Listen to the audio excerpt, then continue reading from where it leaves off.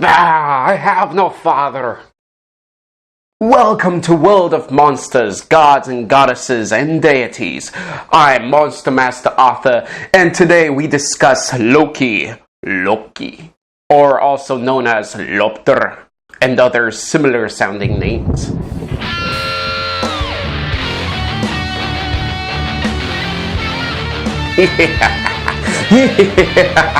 Yes.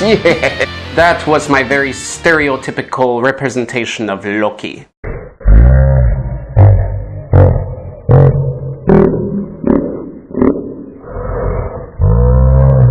So without further ado, let's jump into a somewhat loose summary of the history of his life. And where better to begin with than his early life? Loki started out as a mischievous rascal, and as time went by, this became even more prevalent in his persona. Let it be known that I will be pronouncing in various accents, but even though I may butcher some of the Old Norse names, I will be trying to pronounce them here. And keep in mind that the Old Norse language is quite different than today's Scandinavian languages. Son of Farbauti and Laufey in Asgard, or Osgarður. His father, Farbauti, meaning cruel striker in Old Norse, was a Jotun, which was a race of giants, and his mother, Laufey, was most likely one as well. He was the brother of Helblindi and Bileister.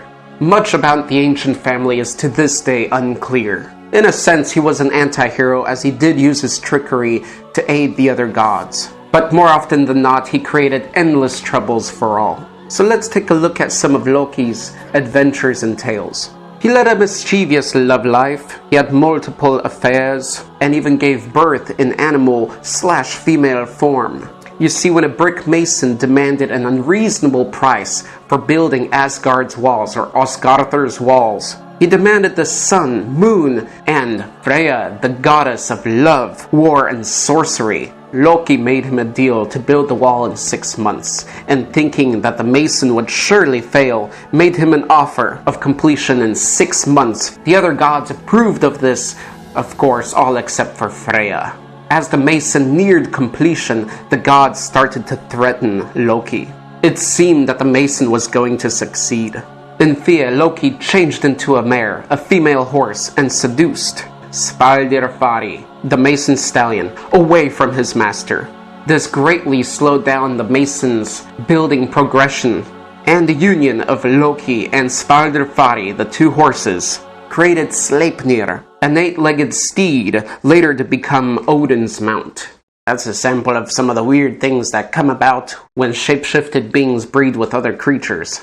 Eventually, Loki becomes discontent with his wife, goddess Sigyn, with whom he fathered Narfi and Vali. So he then went on to having an affair with Angerboda, a giantess, who thereafter gave birth to 3 monstrous children: Fenrir, a wolf; Jormungandr, meaning huge monster, a humongous serpent, the world serpent that encircled the entire earth; and the goddess Hel, who later receives a portion of the dead, the normal dead, not the ones that die in battle, but the ones that die from sickness, old age, etc. in her realm of Hel, Hel, spelled the same as her name, within Niflheim, meaning world of mists, the realm of ice and cold.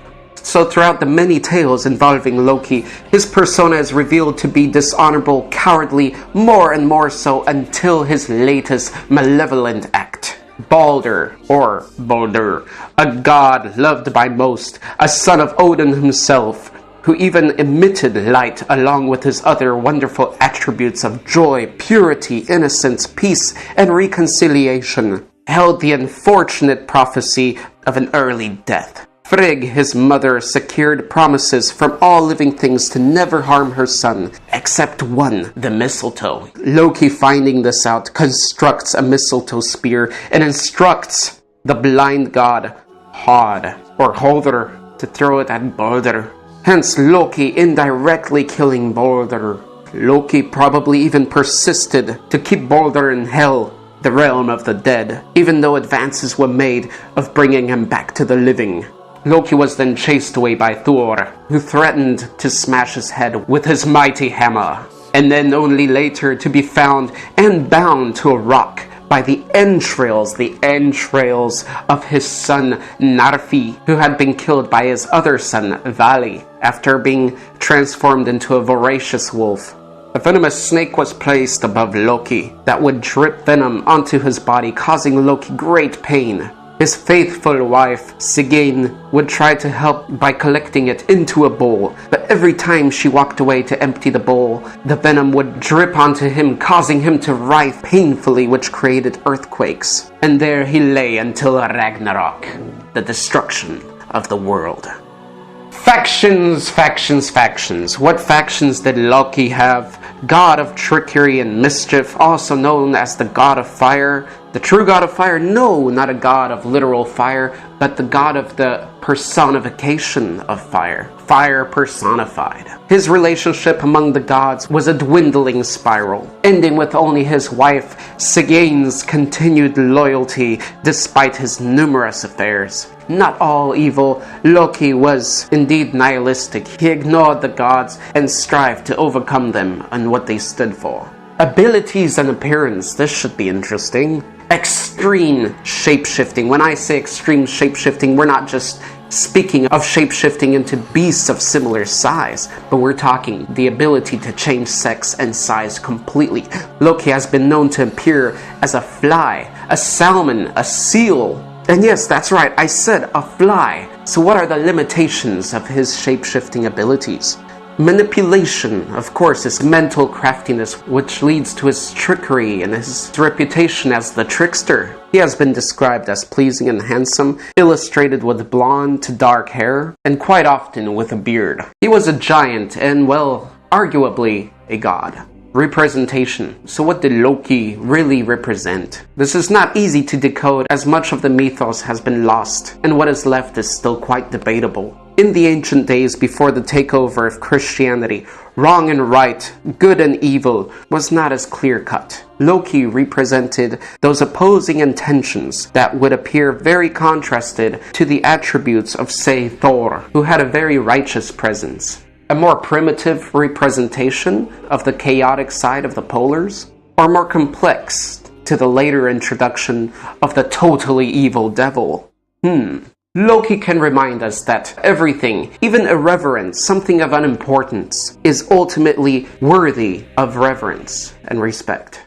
Finally, let's look at some more visual sources trying to represent Loki.